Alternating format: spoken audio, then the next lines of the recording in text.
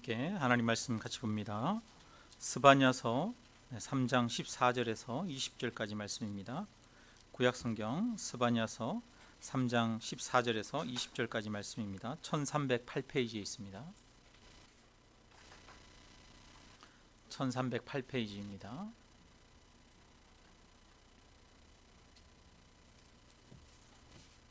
네, 우리 함께 같이 한 목소리로 읽습니다. 14절입니다.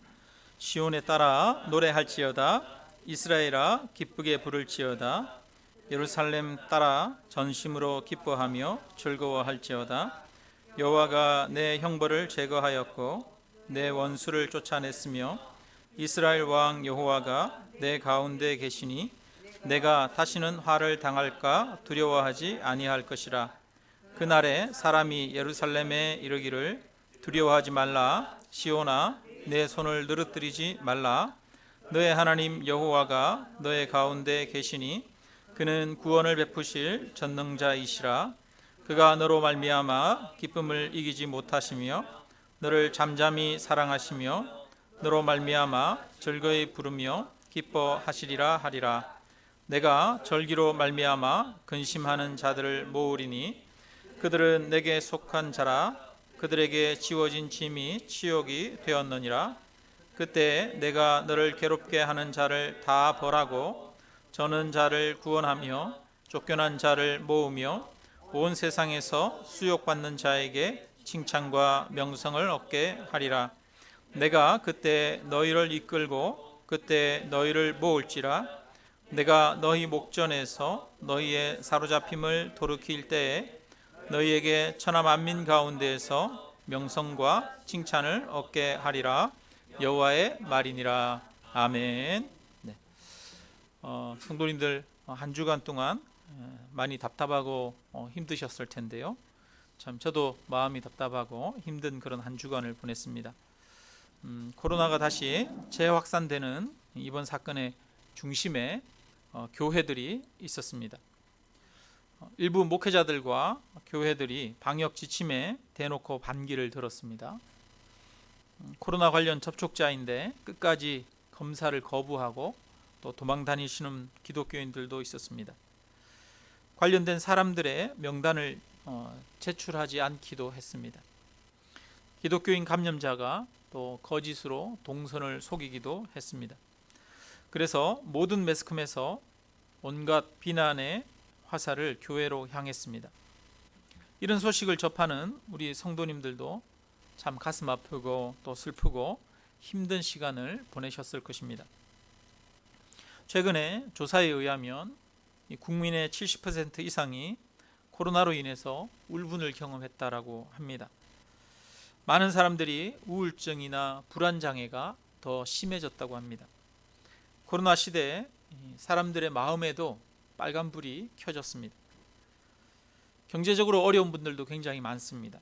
최근에 자영업을 하거나 또 다른 직업을 가지고 계셨던 분들이 건설 현장에 일용직으로 많이 나오고 있습니다. 가게들이 줄폐업을 해서 중고시장에 물건이 쌓을 곳이 없을 정도로 많다고 합니다.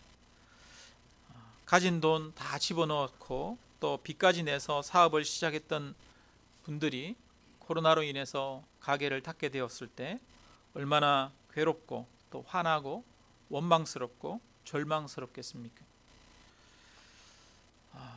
교회들도 또 마찬가지로 힘들기도 합니다. 수많은 개척교회들이 존폐, 기로에 처해 위기를 겪고 있습니다. 이런 어려운 상황 때문에 사람들의 마음에 분노가 쌓여가고 있습니다. 그리고 그 분노가 교회를 향하고 있습니다. 지금 일부 교회가 공공연하게 정부의 방역 정책을 거부하고 있습니다.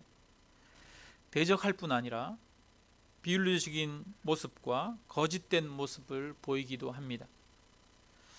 저도 목회자로서 이런 모습을 보면서 정말 세상을 향해서 미안하고 부끄러운 마음입니다. 교인들이 요즘은 어디 가서 교회 다닌다고 말하기가 부끄럽다고 합니다. 우리 성도님들도 직장에서나 아니면 지인들을 만나서 많은 눈총을 받고 핀잔을 들었을 것입니다. 핀잔을 듣고 눈총을 받고 있는 그런 우리 성도님들을 위로하고 토닥여 드리고 싶습니다. 우리 성도님들의 잘못이 아니라 우리 목회자들이 잘못해서 그런 것입니다. 한국교회 목회자들이 바르지 못해서 그렇습니다. 성도님들께 정말 죄송합니다. 오늘은 구약 성경 스바냐의 말씀입니다. 요즘은 큐티책 순서에 따라 제가 이렇게 설교를 하고 있습니다. 주일에 따라서 제목을 이렇게 변경하거나 그렇지 않습니다. 특별한 목적을 가지고 이 본문을 선택한 것이 아니라는 것을 먼저 말씀드리고 오늘 말씀을 전하기를 원합니다. 스바냐서에는 여호와의 날이라고 하는 단어가 많이 나옵니다. 이 여호와의 날은 하나님의 심판의 날입니다.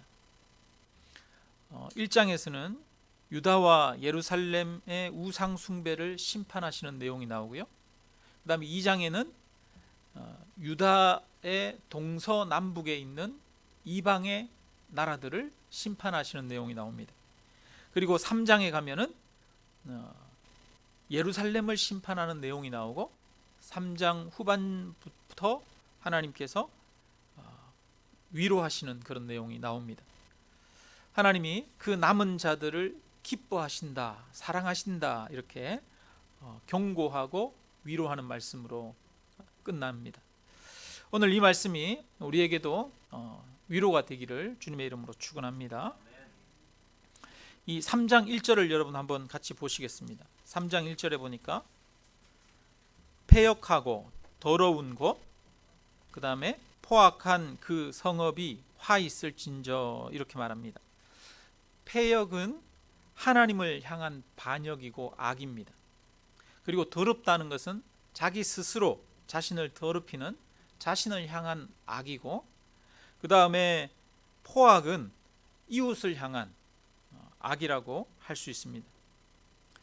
이 성은 하나님을 향해서, 자기 자신을 향해서, 이웃을 향해서 아주 악한, 총체적으로 악한 그런 성입니다. 그런데 이 성의 이름을 기록하지 않았습니다. 그 성읍이 화 있을진저 이렇게 말합니다. 그런데 4절을 보면 그의 선지자들은 경솔하고 간사한 사람들이요, 그의 제사장들은 성소를 더럽히고 율법을 범하였도다. 5절에 그 가운데 계시는 여호와는 의로우시다 이렇게 말합니다. 우리는 4절 5절 말씀을 통해서 이 성이 어디를 말씀하시는 것인지 추측할 수 있습니다. 이 성은 어디입니까? 예루살렘입니다. 예루살렘은 거룩한 도성, 하나님의 도성이라고 불리던 곳입니다. 성전이 있고 그곳에 하나님이 임재해 계시는 곳입니다. 그런데 그 예루살렘이 더러운 곳이 되었습니다. 총체적으로 악한 곳이 되었습니다. 근데 이 예루살렘은 오늘날 신약 시대에 어디를 상징할까요? 그리스도인들을 상징하는 것이고 또한 교회를 상징하는 것이기도 합니다. 그렇다면 교회도 마찬가지로 패역하고 더러운 곳, 포악한 곳이 될 수 있습니다. 아까 패역은 뭐라고 그랬습니까? 하나님을 대적하는 죄. 더러운 것은 무슨 죄? 자기 자신을 향하여 짓는 죄. 그 다음에 포악은 이웃을 향한 죄라고 말씀드렸습니다.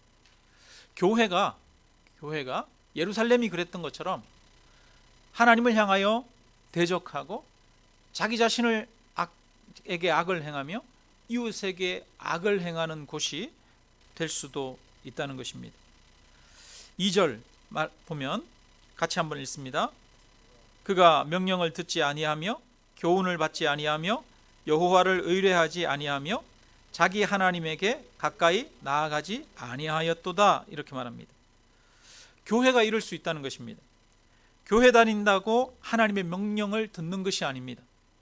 교회 다니지만 하나님의 명령을 듣지 않고 교훈을 받지 않고 하나님을 의지하지도 않고 가까이 하지도 않는 곳이 될 수 있습니다. 혹시 우리가 그렇지는 않습니까? 이름만 교인일 뿐 하나님과는 전혀 상관없지는 않습니까? 우리 성도님들 가정에서 예배 드리는 분들도 성경책을 앞에다 갖다 놓고 같이 함께 찾으시면서 보시면서 그렇게 예배 드리시면 좋겠어요.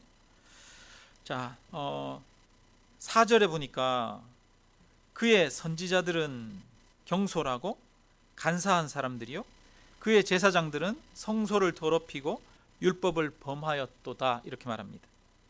여러분, 누가 경솔하고 간사해요? 경솔하다는 것은 감정에 따라 이렇게 저렇게 함부로 이야기한다는 거예요. 누가 그렇다는 거예요? 선지자들이 그렇다는 거예요. 이 선지자들은 오늘날 누구를 이야기할 수 있습니까? 목사들을 이야기할 수 있는 거죠. 간사한 것은 뭡니까? 이익에 따라 이렇게 저렇게 바뀌고 움직이는 거예요. 예루살렘의 성소를 더럽힌 사람들이 제사장이었습니다. 마찬가지로 오늘날 목사들이 교회를 더럽힙니다. 율법을 가르쳐야 할 제사장들이 율법을 무너뜨립니다. 마찬가지로 오늘날 하나님의 말씀을 왜곡시키고 무너뜨리는 사람들이 성도들일까요? 목사들일까요? 목사들이 하나님의 말씀을 왜곡시키고 무너뜨리고 있습니다. 5절의 말씀 보면 그럼에도 불구하고 여호와는 의로우사 불의를 행치 아니하시고 아침마다 빠짐없이 자기의 공의를 비추시거늘 불의한 자는 수치를 알지 못하도다 이렇게 말합니다. 하나님이 아침마다 공의를 비추신대요. 쉬지 않고 하나님이 사람들에게 가르쳐 주시고 말씀하십니다. 그런데 아무리 가르치고 보여주어도 자기 욕심에 눈이 먼 예루살렘 주민들이 알지 못하고 깨닫지 못하고 수치스러운 것도 느끼지 못한다 합니다. 돌이키지 않는 이 백성들에게 하나님이 아침마다 자기의 공의를 비추시고 계십니다. 이 하나님의 마음을 한번 여러분 헤아려 보시기 바랍니다. 우리 부모님들이 자녀들에게 잔소리를 할 때 자녀들이 그 잔소리를 부모님의 말씀을 듣지 않는 경우 있잖아요. 그러면 여러분 답답합니까? 답답하지 않아요? 자녀들 보면서 얼마나 부모님들이 답답합니까? 말했는데도 안 들어. 한 번 얘기하고 두 번 얘기하고 세 번 얘기하고 또 얘기했는데도 안 들어. 100번 얘기하고 1000번 얘기했는데도 안 들어요. 여러분 얼마나 답답하겠습니까? 그러면 아예 부모님들도 어때요? 에라이 모르겠다. 나도 입 닫아 버려야지. 그러잖아요. 근데 하나님께서 어떻게 하신대요? 아침마다 예루살렘 성도들에게 제사장들에게 하나님의 공의를 비추시고 보여주신다는 거예요. 그러면 하나님이 얼마나 오랫동안 기다리시고 오랫동안 참으셨다는 말입니까? 하나님이 저와 여러분을 향해서 이렇게 오랫동안 기다리고 참으신 줄로 믿습니다. 그런데 그 하나님의 기다리는 사랑이 얼마나 큽니까? 얼마나 놀랍습니까? 하나님은 저와 여러분을 오래 기다리셨습니다. 교회들을 향해서 오래 기다리셨고 이스라엘 백성들을 향해서 오래 기다리셨습니다. 그럼에도 불구하고 깨닫지 못하고 듣지 못하는 이스라엘의 죄는 그렇다면 얼마나 큽니까? 하나님의 말씀을 듣지 않는 우리들의 죄는 얼마나 큰 것입니까? 이것이 우리의 모습입니다. 하나님은 지금도 부지런히 우리에게 경고하고 계시지만 듣지 못하는 것이 바로 우리 교회들의 모습이고 성도들의 모습이고 죄의 모습입니다. 7절 끝부분에 보면 그들이 부지런히 그들의 모든 행위를 더럽게 하였느니라 라고 말합니다. 여러분 굉장히 부지런해요. 열심히 있어요. 근데 열심히 부지런히 뭘 해요? 죄를 지어요. 부지런히 그들의 행위를 더럽게 하고 있습니다. 여러분 열심히 한다고 해서 다 좋은 게 아니에요.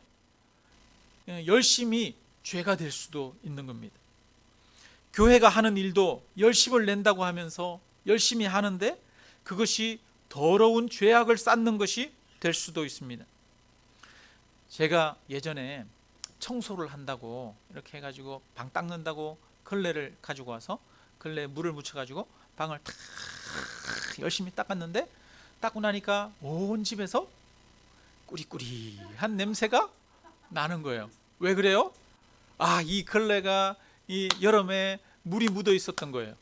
그 걸레 물이 묻어 있었던 거를 비누칠을 해서 깨끗이 다시 냄새를 제거하고 완전히 빨아가지고 닦아야 되는데, 거기에 그냥 물만 묻혀가지고 대충 해가지고 방을 닦았더니 온 방이 깨끗해진 게 아니라 온 집에 그냥 꾸리꾸리한 냄새가, 그거 지우느라고 얼마나 힘들었는지 그 위에다가 다시 2번, 3번 더 닦아야 되잖아요. 여러분, 우리가 열심히 청소하는 게 중요한 것이 아니라, 열심을 내는 것이 중요한 것이 아니라 걸레를 빠는 것이 더 중요한 것입니다. 정결케 하는 것이 더 중요한 것이고 바른 방향이 더 중요한 것입니다. 저는 최근에 한국 교회를 보면서 이런 모습을 많이 느낍니다. 복음을 이념화시켰습니다. 사상을 가지고 교회 안에 가지고 들어왔습니다. 정치 집단화한 교회들을 많이 보게 됩니다. 열심을 내지만 오히려 그 행위를 더럽게 하는 것과 마찬가지라고 생각합니다. 열심히 하는 것도 중요하지만 하나님의 뜻을 바르게 분별하고 복음으로 돌아가고 하나님 앞에 정결케 되어지는 것이 중요합니다. 에스겔서에서는 하나님이 환상 중에 에스겔에게 보여주셨어요. 그래서 성전 곳곳을 하나님이 데리고 가면서 에스겔에게 보여주셨는데, 이방인의 뜰도 보여주시고 또 여인들이 있는 곳도 보여주시고 성전 안에 깊숙한 곳에 제사상들이 있는 곳도 보여주셨는데, 가는 곳마다 보니까 우상이 세워져 있고 그 우상 앞에 다들 절하고 있는 거예요. 제사장도 거기에서 우상을 향해서, 동쪽을 향해서 절하고 있는 것을 에스겔에게 보여주셨습니다. 그만큼 예루살렘 성전이 온전히 타락하고 더러워졌다는 거예요. 그 다음에 하나님이 어떻게 하시느냐? 하나님이 하나님의 영이 성전을 떠나는 것을 보여주십니다. 지성소에서 나와서 성전을 넘어서서 예루살렘 성 밖으로 하나님의 영이 떠나는 것을 에스겔에게 보여주셨어요. 그것처럼 오늘날 교회에 하나님이 떠나시고 하나님이 계시지 않을 수도 있습니다. 여러분, 우리 가운데 하나님이 계셔야 하는데 이곳 가운데 하나님이 계시지 않을 수도 있습니다. 여러분, 한국교회라고 해서 한국교회가 특별히 세상보다도 더 특권을 가지고 있고 하나님께 가까이 하고 있고 하나님이 함께 하시고 있다라고 생각할 수 있는데, 그것이 때로는 우리의 착각인 경우도 있을 수 있다는 것입니다. 하나님이 이스라엘 백성들 그 성전에서 떠나셨습니다. 그래서 우리는 다시 한번 스스로에게 물어보아야 합니다. 내가 정말 하나님의 말씀을 듣고 있는지, 나는 정말 하나님의 말씀을 따르고 있는지 매일매일 스스로에게 솔직히 물어보아야 합니다. 그리고 그 기준은 내가 아니라 하나님의 말씀이어야 합니다. 세상의 이념이 아니라 하나님의 말씀이어야 합니다. 그 말씀 앞에 나는 하나님의 말씀에 귀 기울이고 하나님을 섬기고 있고 따르고 있는지 점검해 보시는 그런 우리 교회가 되기를 주님의 이름으로 축원합니다. 8절에는 완전히 더럽혀진 모든 것들을 심판하시는 내용이 나와요. 하나님이 이렇게 아침마다 공의를 보여주셨어요. 오랫동안 참으셨어요. 그럼에도 불구하고 깨닫지 못해요. 그럼에도 불구하고 더러운 것을 계속 더 쌓기만 하고 있어요. 그러면 그 다음에는 여러분 어떻게 해야 됩니까? 그 다음에는 여러분, 부모님들이 자녀들에게 경고하고 말했어요. 1번 얘기하고 2번 얘기하고 3번 얘기하고 10번 얘기해도 도저히 들어먹질 않아요. 그러면 그 다음에 어떻게 해요? 뒤지도록 패요? 너 이리 와! 이래가지고 방에 데리고 들어가서 그때는 매를 들고 혼을 내지 않습니까? 심판이 있는 것이죠. 처음에는 작은 심판이 있지만 나중에는 큰 심판이 있는 거예요. 그처럼 이제 8절에 보니까 8절부터 하나님께서 심판하시는 내용이 나옵니다. 하나님이 이렇게 심판하시는 이유는 하나님의 진노를 쏟아부어요. 쏟아붓는데 하나님의 진노를 쏟아붓는 이유는 그래 너 이제 완전히 죽어라 라고 해서 하나님이 심판하시고 진노를 쏟아부을까요? 아니면 너 돌이키라 라고 해서 진노를 쏟아부을까요? 하나님의 목적은 진멸하는 데 있는 것이 아닙니다. 하나님의 목적은 돌이키게 하는 데 있는 것입니다. 심판을 통해서 새롭게 하시고 정결케 하십니다. 하나님이 노아 홍수를 통해서 온 세상을 쓸어버리셨지만 노아의 가족들을 통해서 세상을 새롭게 하기를 원하셨던 것입니다. 심판은 새로운 시작을 의미하는 것입니다. 최근에 우리 교회들이 세상으로부터 많은 욕을 얻어먹었습니다. 때로는 과장되고 과한 측면도 많이 있습니다. 그래서 억울하기도 합니다. 그러나 세상이 지적하는 것들이 일면 타당한 측면도 있습니다. 하나님은 이스라엘 백성들을 정결케 하실 때 아수르와 바벨론과 같은 이방 나라들의 손길을 사용하셔서 이스라엘을 심판하셨습니다. 심판을 통해서 이스라엘을 정결케 하셨습니다. 교회가 세상으로부터 욕을 먹는 것은 하나님의 심판일 수도 있습니다. 하나님은 이스라엘 백성들을 심판하실 때 이방 나라들을 사용하셨습니다. 불신자들을 사용하셨습니다. 저는 오늘날 한국 교회가 세상으로부터 심한 비난 듣는 것을 한편 세상의 손길을 통해서 교회를 심판하시고 정결케 하시려는 하나님의 손길이라고 하는 측면이 있다는 것을 깨달아야 할 줄로 압니다. 사람은 자기가 잘못한 게 없을 때에도 예를 들어서 누가 나한테 어떤 비난을 해요. 그러면 내가 볼 때는 내가 잘못한 게 없는 것 같아도 비난을 들으면 어떻게 해야 되느냐 하면 기본적으로 혹시 내가 뭘 잘못했나? 이렇게 생각하는 것이 성숙한 사람의 반응입니다. 교회가 세상으로부터 비난을 들으면 먼저 자기를 돌아보는 것이 마땅한 반응입니다. 세상에 그러한 비난이 불합리하다라고 세상을 향해서 삿대질하고 세상을 향해서 분노를 쏟아내는 것이 아니라 먼저 자신을 성찰해야 합니다. 사람도 그렇잖아요. 교회도 그래야 합니다. 한국 교회는 세상의 질타의 목소리를 듣고 억울하다고 해서만은 안 됩니다. 세상이 몰라서 그런다고 해서는 안 됩니다. 온 세상의 주인이시고 세상의 주권자이신 하나님은 우리에게 필요 없는 것을 주시는 분이 아닙니다. 하나님은 교회를 사랑하십니다. 교회를 사랑하시는 하나님께서는 교회에 필요한 것을 주십니다.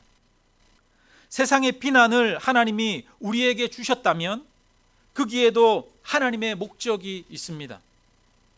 세상의 비난이 터무니없는 것이라면 그 비난은 우리를 연단하기 위한 것입니다. 우리는 그리스도의 고난에 참여하게 된 것을 기뻐하면 됩니다. 왜냐하면 너희의 상이 큼이라 라고 하나님이 말씀하시기 때문입니다.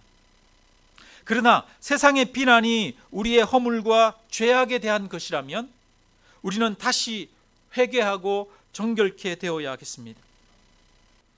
구약 이스라엘의 역사를 보면 이방의 손길을 통해서 이스라엘을 심판하셨을 때는 항상 이스라엘의 죄악과 연관되어 있었습니다. 마찬가지로 세상의 손길을 통해서 교회를 책망하신다면 그것은 교회의 죄악 때문일 수 있습니다. 저는 오늘날 한국 교회가 겪고 있는 이 어려움은 하나님께서 우리를 정결하게 하기 위한 과정이라고 생각합니다. 교회가 가지고 있는 죄악들과 허물들을 다시 한번 돌아보고 더욱 순수한 복음으로 예수 그리스도께로 가까이 가고 새로워지는 과정이 되어야 할 줄로 믿습니다. 그리고 나서 이제 하나님께서 9절부터 13절까지 보면 남은 자들, 그들을 깨끗게 하시고 그 남은 자들을 보호하실 것이다 라고 이야기합니다. 그리고 14절에 가면 이제 완전히 분위기가 바뀝니다. 오늘 우리가 읽었던 본문이죠. 지금까지는 계속 죄를 지적하고 심판하는 이야기를 하셨는데 14절에 보니까 시온에 따라 노래할지어다. 우리 보고 노래하랍니다. 전심으로 기뻐하며 즐거워할지어다 이렇게 말합니다. 여러분, 우리 보고 기뻐하랍니다. 초상집 분위기에서 잔치집 분위기로 완전히 분위기가 역전되고 바뀝니다. 15절, 여호와가 내 형벌을 제거하였고 내 원수를 쫓아냈으며 여호와가 내 가운데 계시니, 떠나시는 하나님께서 다시 너희 가운데 계시니. 16절, 두려워하지 말라. 시온아, 내 손을 늘어뜨리지 말라라고 말합니다. 우리의 손을 늘어뜨리고 쭉 쳐져 있지 말라는 겁니다. 두려워하지 말라는 겁니다. 손을 들고 강하고 담대하라는 것입니다. 여러분, 한 주간 동안 세상의 비난을 들으면서 여러분 혹시 손을 쭉 늘어뜨리고 계시진 않았습니까? 아유, 저도 진짜 아무것도 하기가 싫더라고요. 진짜 쭉 처지는 마음이에요. 우리 성도님들도 어땠을까? 참 힘들었겠다. 그런 생각이 많이 들어요. 교회 목사님들도 보니까 다들 심란해하고 힘들어하고 있어요. 마음이 너무 심란해가지고 목사님들이 서로 전화해가지고 어때? 힘들지? 그러면서 서로 위로하고 있어요. 손을 늘어뜨리고 있어요, 다들. 근데 하나님께서 급 반전 분위기를 시키면서 손을 늘어뜨리지 말라 이렇게 말합니다. 그리고 17절 우리 같이 한번 읽겠습니다. 너의 하나님 여호와가 너의 가운데 계시니 그는 구원을 베푸실 전능자이시라. 그가 너로 말미암아 기쁨을 이기지 못하시며 너를 잠잠히 사랑하시며 너로 말미암아 즐거이 부르며 기뻐하시리라 이렇게 말합니다. 너로 말미암아 하나님이 기쁨을 이기지 못하신다라고 말합니다. 근데 여기서 말하는 너는 누굴까요? 정결케 되어진 자들, 남은 자들을 이야기하는 겁니다. 하나님이 우리를 기뻐하신다라고 말씀합니다. 이것을 믿으시길 바랍니다. 우리가 올봄에 집사님들과 같이 교회 옆에 텃밭을 조그만하게 처음 했어요. 처음은 아닌가요? 2년 전 첫해 우리 라장묵 집사님이 저기 텃밭 조금 했었는데, 그리고 나서 오늘 이제 올해 다시, 작년에 안 하고 했는데 약 하나도 안 주고 이렇게 기를 넣어서 쑥과 상추, 가지, 풋고추 이런 거 먹으니까 너무 좋았어요. 좀 참외도 먹을 만했죠. 참외까지 먹을 만했습니다.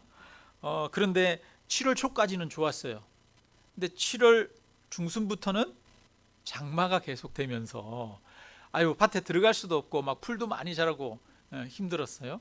근데 그것만 힘든 게 아니라 장마가 50일 이상 계속되고 그러니까 그 다음에 병이 오기 시작하는 거예요. 그 다음에 곤충들이 와가지고 다 잎도 갉아먹고 뜯어먹기 시작하는 거예요. 근데 제일 심각한 문제는 뭐냐 하니까 이 병이더라고요. 병. 이 고추가 있는데 고추밭에 탄저병이 들었어요. 탄저병이 들었는데 저는 탄저병이 이렇게 무서운지 몰랐어요. 탄저병이 들었는데 이렇게 보니까 고추가 주렁주렁 막 달려있는데 가서 보면은 다 썩어 있어요. 썩어 있어요. 와, 멀리서 보면은 많이 달렸네 이런 생각이 들어요. 잎도 있고 이렇으니까. 그런데 가까이 가서 딱 보면 우와, 완전히 초토화됐구나, 싹쓸이했구나 이런 생각이 들어요. 여러분, 탄저병이 정말 그렇게 무서운 거더라고요. 그런데 이 탄저병은 약을 안 치면은 막을 방법이 없어요. 그래서 고추가 이 약을 안 치고는 안 되는 거구나 이런 거를 절감을 하게 되는데 네? 우리 할머니가 소용없더라고 이야기하십니다. 장마가 기니까 약 쳐도 소용없대요. 올해 고추값 엄청 비쌀 거예요, 여러분. 장마가 기니까 그런 약을 쳐도 또 질병을 막기가 참 힘들어요. 그런데 참 먹을 게 없더라고요, 보니까. 근데 이제 집에 가기 전에 집에 가서 오늘 찌개 끓이는데 그래도 매콤한 풋고추 조금 송송 썰어 넣어 가지고 찌개라도 끓이면 좋겠다 싶어서 혹시 먹을 만한 거 찾을 수 있을까 해가지고 가가지고 이렇게 뒤져봤어요. 뒤져보니까 더 속상해. 왜냐하니까 완전히 그냥 진짜 초토화됐으니까. 근데 그 속상한 마음을 안고 이렇게 막 찾아봤더니 그 중에 가끔 하나, 완전히 100% 성한 건 아닌데 끝에가 조금 병들었는데 그래도 먹을 만한 것들이 가끔 하나 있어요. 그런데 그 하나를 딱 볼 때 여러분 그게 귀할까요, 안 귀할까요? 그 하나가 얼마나 이쁘고 얼마나 귀한지. 그 밭이 다 초토화됐는데, 초토화된 아픔이 있는데도 불구하고 거기에서 열매 하나를 얻으니까 그것이 기뻐요. 그것이 즐거워요. 몇 년 전에 그 우리나라에 광고가 하나 나왔는데, 정부 환경부에선가 어디선가 어떤 프로젝트를 했어요. 솥동구리 살리기 프로젝트를 했답니다. 이 솥동구리가 환경에 끼치는 영향이 크기 때문에 그거를 다시 살리는 프로젝트를 했는데, 광고에 어떤 광고가 나왔냐면 솥동구리를 현상수배합니다. 한 마리 얼마? 솥동구리 한 마리에 얼마? 100만 원. 그래서 50마리를 모집한다고 그렇게 광고를 했는데, 우리나라에서 그렇게 해서 솥동구리를 가져온 사람이 있을까요, 없을까요? 한 명도 없어요. 솥동구리가 우리나라에 거의 멸절했다고 합니다. 항생제를 먹거나 사료나 이런 거를 먹으면은 그 솥동구리가 살 수가 없대요. 풀을 먹고 이렇게 배설한 것들만 먹고 살 수가 있기 때문에 오늘날 솥동구리가 우리나라에 살 수가 없대요. 제가 이렇게 그 검색을 해보니까 장수하늘소, 여러분, 장수하늘소는 한 마리에 얼마? 1,000만 원에서 2,000만 원씩 한대요. 정말 비싸죠. 그만큼 이 멸종 위기에 처해 있기 때문에 그렇다는 겁니다. 그래서 결국은 우리나라에서 그 프로젝트를 하면서, 솥동구리 되살리기 프로젝트를 하면서 몽골에서 거기는 말 많고 소 많고 그렇잖아요. 그러니까 거기에서 들여와 가지고 지금 되살리기 위한 프로젝트를 하고 있다고 합니다. 근데 여러분, 만약에 우리 교회 마당에서 장수하늘소가 발견됐어요. 여러분, 장수하늘소가 우리 마당에서 발견됐어, 교회 안에서. 그러면 여러분, 이거는 귀해요, 안 귀해요? 이거는 뉴스에 나올 거리고요. 솥동구리가 우리 교회 마당에서 발견됐다? 이러면 이거는 오늘 밤 뉴스에 나옵니다. 무슨 뉴스에? 한국에 아직 솥동구리가 남아있다. 여러분, 그 솥동구리가 얼마나 귀한 겁니까? 그런데 하나님이 남은 자들을 보시면서, 성도들을 보시면서 보셨을 때 하나님의 심판을 견디고 그 심판을 통해서 새롭게 정결하게 되어진 자들을 보실 때 하나님이 얼마나 기쁘시겠어요. 남아있구나. 살아있구나. 하나님이 그 하나님의 성도들을 보면서, 남은 자들을 보시면서 기쁨을 이기지 못한다라고 말합니다. 기쁨을 이기지 못한대요.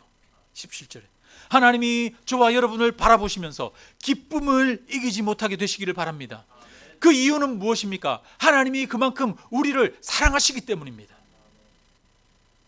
그러면서 하나님 말합니다. 너를 잠잠히 사랑하시며 너로 말미암아 즐거이 부르며 기뻐하시리라. 너로 말미암아 즐거이 부르신대요.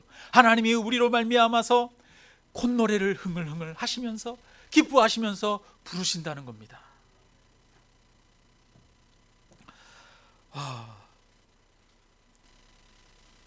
말씀을 마무리합니다. 여러분, 우리는 두 가지를 기억해야 합니다.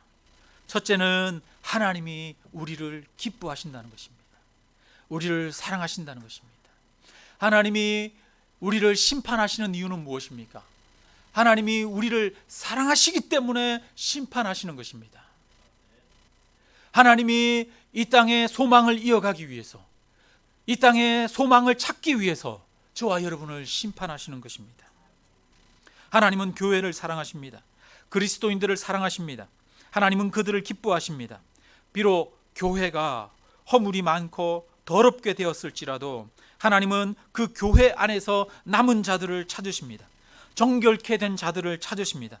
그들은 하나님의 기쁨이 될 것입니다. 하나님은 이 세상의 가능성을 두고 계시는 것이 아닙니다. 하나님은 교회의 가능성을 두고 계십니다. 여러분, 제가 고추를 찾을 때 고추밭에 그 탄저병으로 고추밭이 다 망해버렸어요. 그런데 제가 거기에서 오늘 저녁에 먹을 고추 몇 개를 찾기 위해서 간다면, 여러분, 그 다 망해버린 고추밭으로 가겠습니까? 아니면 저 옆에 있는 산으로 고추를 찾으러 가겠습니까? 여러분, 고추를 찾을 때 제가 저 옆에 있는 산으로 가지 않습니다. 고추를 찾을 때 어디로 갑니까? 망해버린 그 고추밭으로 갑니다. 마찬가지입니다. 하나님의 관심은 어디에 있느냐 하면 이 세상에 있는 것이 아닙니다. 이 세상에는 하나님을 부인합니다. 하나님을 믿지조차도 않습니다. 이 세상에는 하나님의 말씀이 없습니다. 이 세상이 다시 남은 자가 되어 하나님께로 돌아올 가능성은 없습니다. 오히려 가능성은 어디에 있느냐? 교회에 있습니다. 회개하고 하나님 앞에 돌아와서 하나님 앞에 기쁨을 드릴 가능성은 어디에 있느냐? 교회에 있습니다.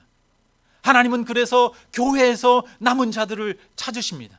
그리고 그 찾으신 자들을 인하여서 기뻐하십니다. 기쁨을 이기지 못해 하십니다. 여러분, 우리는 기억해야 합니다. 하나님이 여전히 교회에 소망을 두고 있다는 사실을 기억해야 합니다. 하나님이 여전히 성도들을 사랑하고 계신다는 사실을 기억해야 합니다. 세상 채찍을 통해서 교회를 징계하시고 비난을 듣게 하신다면 그것은 하나님의 사랑입니다. 여러분, 하나님이 저와 여러분을 사랑하신다는 사실을 믿으시기를 주님의 이름으로 축원합니다. 우리는 하나님의 사랑을 신뢰해야 합니다. 믿어야 합니다. 우리에게 하나님이 소망을 두고 있다는 사실을 바라보아야 합니다. 둘째로 우리가 기억해야 할 것은 우리가 연약하고 악한 죄인이라는 것입니다. 더럽게 되었고 정결케 되어야 할 존재들이라고 하는 것입니다. 하나님은 우리가 더럽다고, 우리가 연약하다고, 우리가 죄인이라고 우리를 버리지 않습니다.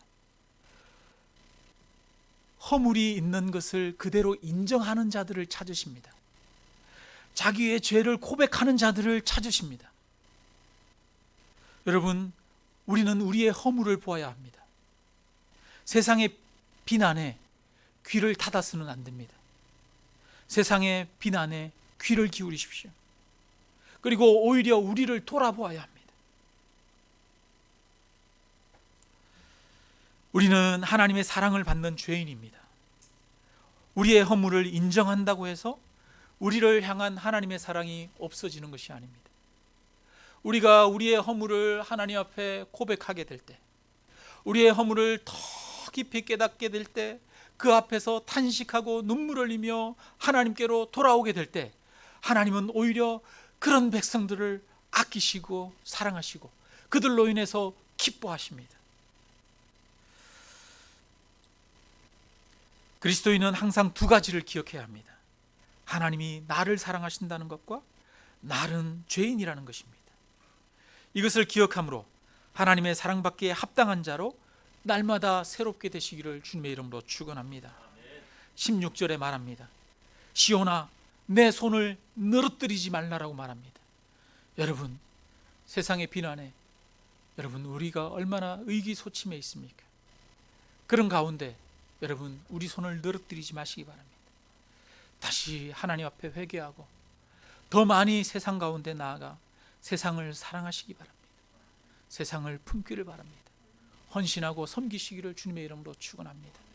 손을 늘어뜨리지 마십시오. 담대하십시오. 하나님의 소망이 여러분에게 있습니다. 하나님의 사랑이 우리에게 있습니다. 우리 다 같이 함께 찬양하고 함께 기도드리도록 하겠습니다. 찬송가 220장입니다.